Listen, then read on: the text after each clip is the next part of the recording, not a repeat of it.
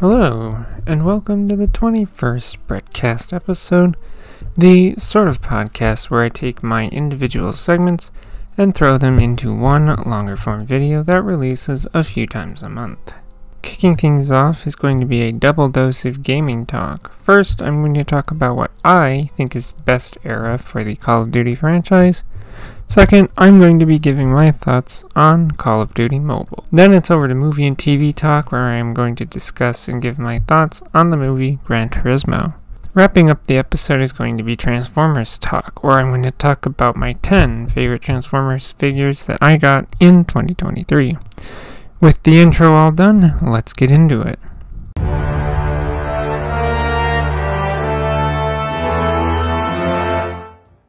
Hello, and welcome to the first part of the Gaming Talk segment.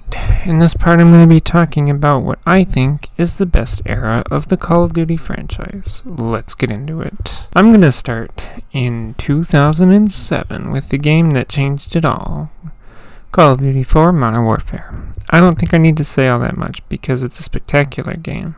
It's got a really damn good campaign that still holds up today. The multiplayer is also still there and active, and while I've never played it myself, I'm sure it's a lot of fun. I mean, this is the game that made everyone pivot away from making more World War II FPS games and setting them in modern times, so it's got that going for it, along with being a wonderful game. But even with that pivot, they decided to make another Call of Duty game set in World War II and gave us World at War in 2008. That game is definitely the best World War II Call of Duty game because of just how absolutely brutal the campaign itself is. I mean, they do not shy away from anything in this campaign, and I love that. It was also the most difficult campaign that I played, and I played it on Recruit. Those enemies sure love throwing grenades. I've never played the multiplayer, but from videos I've seen, the map design is just so good because they actually cared about it back then. I did try to do multiplayer, but every time I checked, there were literally no people playing. But it's far better than Call of Duty's recent attempts at World War II video games, but to me, not quite on par with Battlefield 5. World at War is also the game that introduced people to the zombies mode, and I mean, zombies is not my thing. Call of Duty Zombies is not my thing. And I know a lot of people do like it, so, I thought I'd mention it. From there, of course, it's 2009's Modern Warfare 2 that would slide into the next slot here. I mean, this game took everything from Modern Warfare 1 and World at War and perfected it. Sure, the campaign does border on things like being an invincible one-man army and just general action movie pacing and tropes and all of that, but it's still one heck of an enjoyable campaign and one that I recommend experiencing. The multiplayer is another one that I've not played, but it did a lot of heavy lifting for what multiplayer in first-person shooters should be, and also had the unfortunate thing of starting a lot of those tired MLG-esque memes that are still around. Plus, we have the wonderful addition of Spec Ops, which is great for those who don't want to do multiplayer and perhaps already completed the campaign and just want to replay it. Modern Warfare 2 is just an all-around great Call of Duty game. And you know that the next one I'm going for here is Black Ops in 2010. This is one of the few games that takes place in the Cold War for its campaign, and it's done so well. Not to mention several iconic Call of Duty characters that get introduced in this game's campaign alone, and yet it is a wonderful campaign still. Multiplayer is pretty decent too. The maps are pretty good, and I really have only played the multiplayer with bots because I can never find actual people. But it is at least a way to get to experience all of the maps that aren't DLC. Of course, Black Ops was the game to feature a full-fledged zombie mode all on its own, and I don't feel any different about it from World at War to here.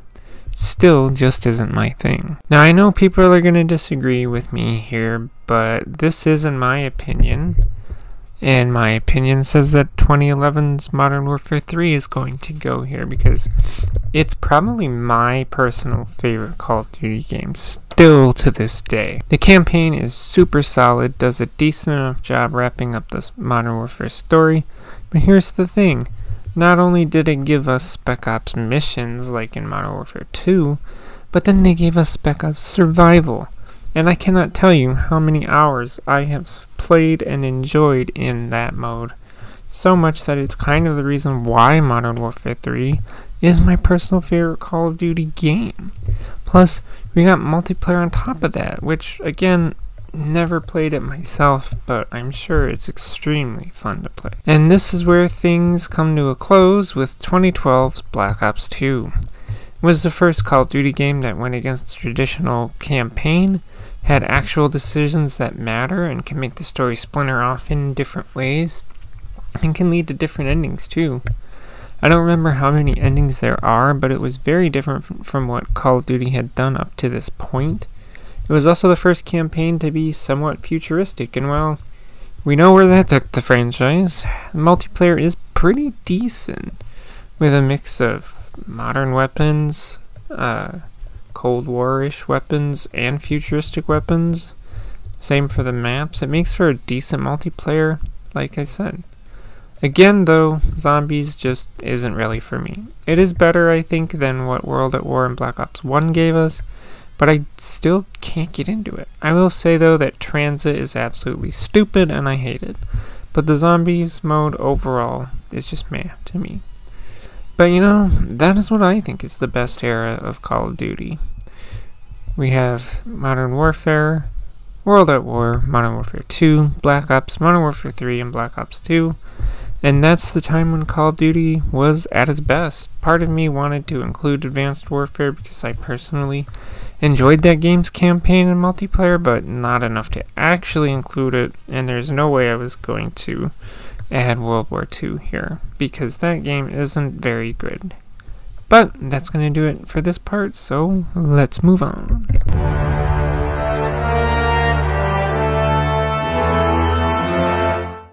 Hello, and welcome to the second part of the Gaming Talk segment. In this part, I'm going to be discussing and giving my thoughts on Call of Duty Mobile. Let's get into it. Now, I'm going to say this every time I talk about a mobile game because it's still true. But I do not tend to play a lot of games on my phone, mostly because 98% of them are bad and full of constantly annoying ads. Now, I'll be honest, I only downloaded this kind of on a whim because I was just minorly curious about it. And I was bored out of my mind one day, so I decided to try Call of Duty Mobile. Now, this is one of those cases when a mobile game describes itself as having console quality graphics in quotes, and I wouldn't say it's wrong, but I'd probably compare the graphics to like PS3, Xbox 360 era, so I mean that does fit because like those are consoles and it does look pretty decent for a mobile. I'm sure this will not be a surprise, but there is no campaign in this game at all. You get multiplayer, battle royale, and zombies, and that's kind of it. There's a pretty decent selection of each kind of weapon, and each weapon has a whole slew of various customization options through the gunsmith, and also cosmetic items, as well as a pretty good selection of each of those. The guns all sound pretty decent for a mobile game as well. Not too generic, but not as good as what playing COD on PC or console would have, but I do feel like that is to be expected. The music in the game is pretty awful if you ask me. The only time I actually noticed it is when in the menus, and it's like this generic rock music that doesn't really fit anything, and it doesn't sound very good either, and like I love rock and metal, but this was just kind of strange. I'm surprised they didn't have music from the previous various COD games, but when you're in a match there isn't any music at all, which is weird. And it honestly makes the match seem kinda lifeless in my opinion. The map selection ranges from maps from Call of Duty 4, the original one, the original Modern Warfare 2, original Modern Warfare 3, Black Ops 1, Black Ops 2, and Modern Warfare 2019. and a whole 1 original map, if I am remembering correctly, and that's kinda sad. Makes me think of how the new Modern Warfare 3 released with like 0 original maps and campaign levels spliced right in from Warzone. Like, come on people, make some new and original maps and not just feed off of the nostalgia of how good Call of Duty used to be. The maps are all in the small to medium size, and that works because matches are 5v5, and anything bigger would just result in spending too much time looking for the other team. Now, the matches themselves are kind of interesting because sometimes my team can dominate because of the fact that both teams can be like 99% bots, and other times the other team dominates because both teams have more actual players, and I'm not all that good, and I know that, but I still am having fun. I did several matches where it's like all bots, I think, and usually I like that, but there has to be other players out there you can throw into a match. Also, there was a match where someone was one of those Goliath mechs from Advanced Warfare, which I was surprised to see something like that in Call of Duty Mobile. Now, how does the game control? Well, it does the thing of having, virtual controls. So they put the virtual thumbstick on the left side of the screen for walking and sprinting, the aim down sights and fire and whatnot on the right side of the screen, and it works pretty well. Now, in the game, there's the option for simple controls and advanced controls. Simple controls are basically where you just have to aim at the enemy and the game will shoot for you. And the advanced controls adds a button for firing your weapon. In my opinion, the controls are fine and they work well enough, but the problem is that a game like this is A, taxing on the phone, so the phone heats up, and my fingers, B, get a little sticky, and sometimes that hampers me tapping the ADS button quick enough, and also sometimes it doesn't register. The score streaks, grenades, and switch weapons are in the middle of the screen, which feels like a far reach when you're in a pinch, but I guess I don't know where else you'd put them. Again, the controls and placements of those elements are fine and they work well enough, but I think if I were going to play this game more often, I would want a controller to use, as I think the game would heavily benefit from that. Overall, the graphics are pretty good, the sounds are pretty good, the music is bad, and the controls work well enough for what needs to be there. Now before I go on, I actually do have an update from the time that I typed this script to now when I'm recording it. I did hook up a controller via Bluetooth to my phone, and I have been able to try it that way, and my god is this game so much better. It's like playing a console Call of Duty game. It honestly is. Uses, one trigger for fire, the other trigger for ADS. I think it's the R2 is fire, or L2 is ADS, and then R1 is L1 are grenades. Then it uses the D-pad for the score streaks and things. And then, X is jump. Triangle is switch weapons. I was using a PlayStation controller, mind you. And square is reload, and then you use the thumbsticks for move and look, and my god, it is so much easier. I would say that if you're the kind of person that can't get enough Call of Duty to the point that you need something to play on the go, this is a pretty good option, but again, I'd get a controller of some kind for it. I'd also say that if you want a decent FPS game on your phone, it's a good option. If you're the kind of person that plays games here and there on your phone, I would not bother with it. I think Call of Duty Mobile is a pretty average game. I honestly believe that this was made more for the fact that mobile gaming is huge in China, and this game does have Tencent's name on it, so I'm pretty sure that that's one big reason for it existing, plus, trying to compete with games like PUBG and Fortnite on mobile as well. That said, that's going to bring the Gaming Talk segment to a close.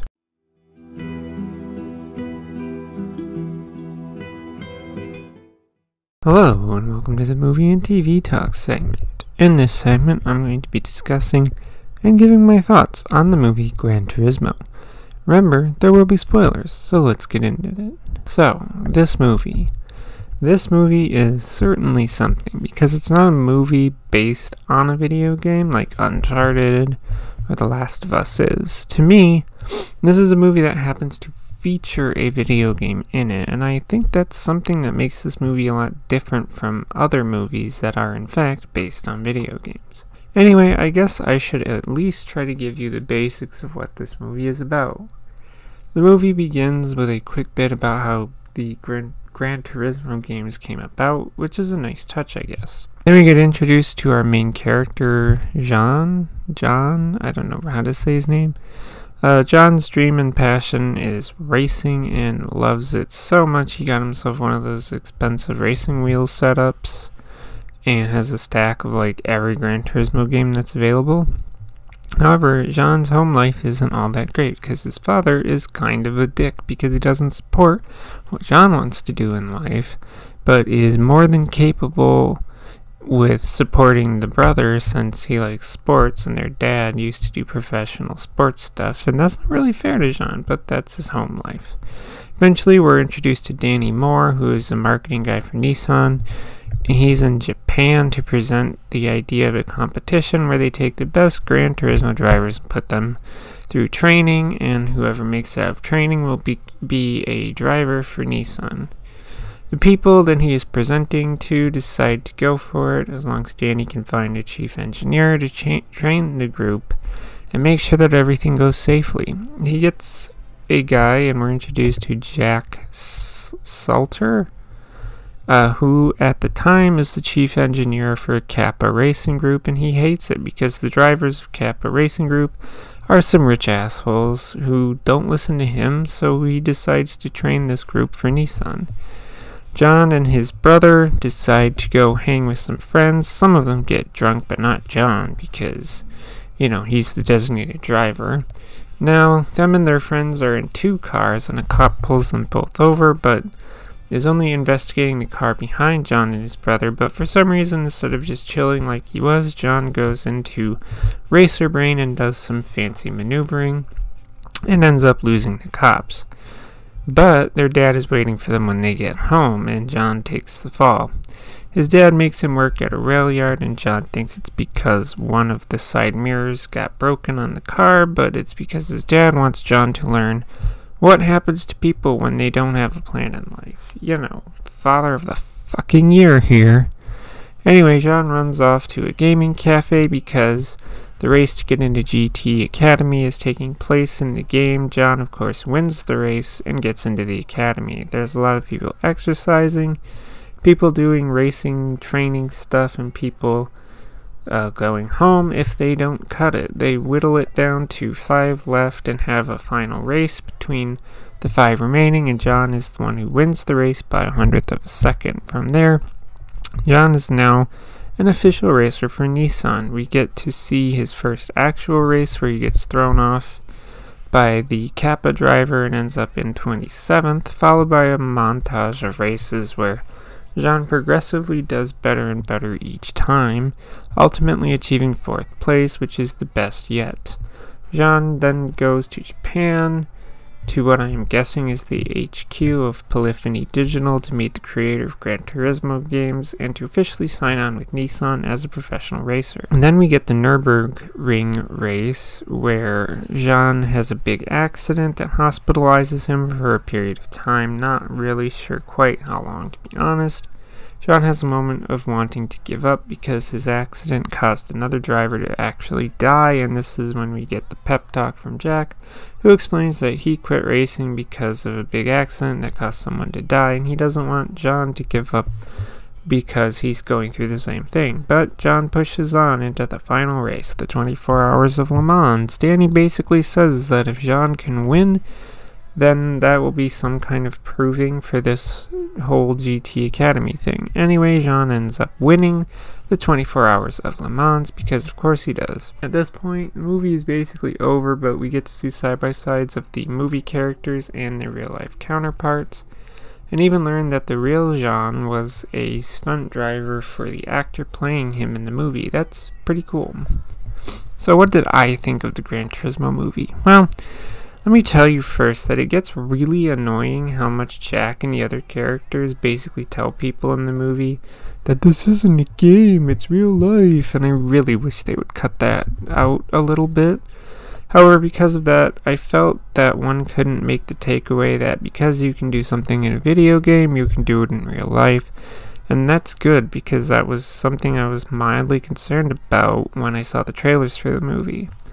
Now, some of the CGI moments were kinda just meh. Like, there's moments when John is playing Gran Turismo and they had like CGI a real car forming around him, or in the final lap of the Le Mans race, they used CGI to take the car apart and place him in his bedroom playing the game. Like, it just kind of looked meh. I get what they're going for, but it just seemed a little over the top to do as much as they did. I think that the biggest disappointment with this movie is how much they changed from the real story of Jean. They created several fake characters for the sake of the movie. Even Danny Moore was fake, as the person who actually created GT Academy took 2 years to get it done, not a few days like it felt like it did in the movie. They also rearranged events too, like Jean actually got his first place in Le Mans before the Nürburgring accident occurred. I mean, I get that the movie is based on a true story, right? So they'll take things, like, they'll add things, but nothing that really alters the story they're trying to tell. But that's what they do in Gran Turismo, and in such a major way. Honestly, if I were the real Jean, I would feel a little bit upset with how much of my story got changed and rearranged, but, you know, that is just me, I guess. Now, for as much negatives I just said, I do like the movie. It is obvious that the message of the movie is simply don't give up on your dreams, just like John never did, and look where he is now. Do I wish that they had not added so many fake characters and changed actual events in this person's life? Yes. But I suppose that the way they did is better for a movie. On top of that, it's nice that PlayStation Studios has a successful movie, because that Uncharted movie was lacking, to say the least. I mean, Gran Turismo has made like 122 million worldwide, and with only a budget of 60 mil, I'd call that one a success. I wonder what they'll try to do next.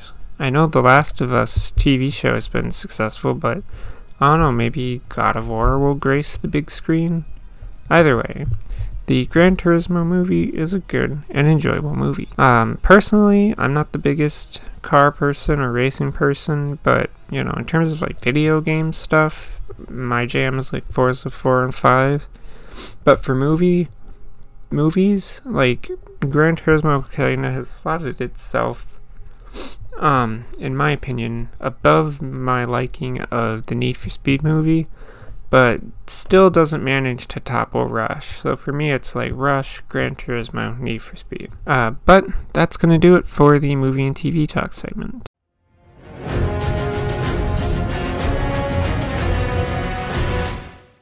Hello, and welcome to the Transformers Talk segment. In this segment, I'm going to be talking about my top 10 favorite Transformers figures that I got my hands on in 2023. Now, this is a list of all the figures that I got over the course of the year, not just the newest ones.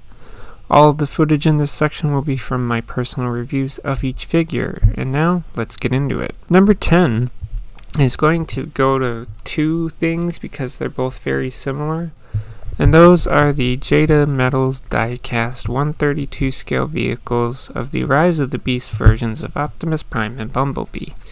Now, I know, how could you have those on the list when they don't actually transform? Well, it's my list and I can do what I want with it. And they are officially licensed by Hasbro, so yes, they are in fact still Transformers. Anyway, I just really love these so much. They are nicely sized and nicely detailed versions of Prime and Bumblebee's vehicle modes from Rise of the Beast. In the case of Bumblebee, it actually pairs up and almost scales up nicely with the Studio Series Rise of the Beast Bumblebee figure, since that figure's vehicle mode was lacking a little bit in my opinion. I would honestly recommend both of these as they just look really nice. Number 9 is going to be the Legacy Evolution Core Class Thundercracker. Thundercracker is my personal favorite Decepticon, and sure, I have his Leader class figure from Combiner Wars and Voyager class figure from Siege, but that doesn't mean I don't want more, and given that the Earthrise Thundercracker was a part of a 2-pack that was way too expensive to get, this one is like a miniature version of that Earthrise one. It looks wonderful in both modes, and just does great at being like a small G1 Thundercracker. The transformation is pretty fun, and isn't overly easy or stupidly difficult, and I like that they were able to engineer a fun transformation in such a small figure. I definitely recommend getting this or any of the core class Seekers since they follow the same mold. Number 8 is going to be the Studio Series Gamer Edition Deluxe Class Bumblebee. Yeah, I am very much glad to have a proper representation of Bumblebee from the War for Cybertron video game. Both of their modes do look good, but I find the transformation to not be very fun, and I find that things just don't stay tabbed in when going to the vehicle mode, and I'm not a fan of that. But it does look great, especially when you attach the weapon to their hand. I do recommend this one, as I do think it's a fairly decent figure still. Number 7 is going to be the Kingdom Voyager class Rhinox. Now, I am still not a big fan of Beast Wars, and I still have not watched that show, but I did get a little bit into the Beast stuff with the advent of Rise of the Beasts, and I found that my favorite character is Rhinox, and thus I got this guy. Now, I have no idea how accurate the robot mode looks to how Rhinox looks in the Beast Wars show, but I think it's a very nice looking robot mode. The Rhino mode looks pretty great too, but the issue the figure it has is the transformation part, because I think that they really overcomplicated that part, especially in the legs. It's just not a fun transformation, so not fun that I put Rhinox in one mode and I leave him in it. I also wish that in robot mode all the leg stuff tabbed together in some way, but it doesn't, it just kind of sits there looking kind of meh. But I do recommend it if you want a good looking Rhinox to display in one mode. Number 6 is going to be the Rise of the Beast Voyager class Optimus Primal. Yeah, this one I was not expecting much from, but this is a pretty good figure of Primal. Now, I don't think it's 100% accurate to Primal's final design in the film, and I think is more or less based on concept art of the character, but I still really like it. Honestly like how it looks a lot more than the Leader class one from Studio Series. Both modes look decent enough, and the transformation is easy and straightforward, and is a lot of fun to do, and that's what I look for in a transformation, is how fun it is to do. This may seem strange, but I'd honestly recommend this over the Studio Series one, but that's just my opinion. Number 5 is going to be the Studio Series Deluxe Class Rise of the Beast Bumblebee. Now look, I have had the first Bumblebee that Studio Series put out, the Studio Series 18 Bumblebee, the one from, the B movie, and they've all been terrible in my opinion, and I've stayed away from other Bumblebee figures in Studio Series because of this. So when I tell you that Rise of the Beast Bumblebee is literally the best Bumblebee from Studio Series, I mean that 100%. The only thing is that the vehicle mode really lacks a lot, and that kind of disappoints me a little bit, but it's not the end of the world. Like, if you want a movie Bumblebee from Studio Series, you get this one. You will not be disappointed. Number 4 is going to be the Legacy Evolution Voyager class Dirge. I don't think there's much that I need to say here, because this figure is based on the Earthrise Seeker mold, and that is a fantastic mold in this. Dirge is a fantastic figure. Both modes look fantastic, and the transformation is fun, simple, and very straightforward too. Again, making for an overall fantastic figure. I highly recommend this one and any other Seeker/Cone heads that use the same mold, as they are fantastic figures. Number 3 is going to be the Rise of the Beast Voyager class Rhinox. What? Another Rhinox on the list? Yeah. Another Rhinox on the list. This figure is kind of got the same case as Primal that I already talked about, because this Rhinox is not at all accurate to how Rhinox's final design in the film is. however brief we got to see him in that film. But I do think that Rhinox still looks great in both modes, even if this is more based on the concept art design. I still like it a lot, and they actually made the transformation not be overcomplicated, unlike the Kingdom one, which makes it very enjoyable. Again, like the Primal I talked about, I prefer this Rise of the Beast Rhinox over the Studio Series run, and I recommend this one over that one again. Number 2 is going to be the Studio Series Gamer Edition Voyager Class Megatron. I absolutely love this figure so much, and I'm so happy to have a decently accurate looking figure of Megatron from the War for Cybertron video game. His robot mode is definitely the highlight and looks great. The tank mode looks good enough for what it is, and that's alright with me. It gets the overall look of it down, and that makes me happy.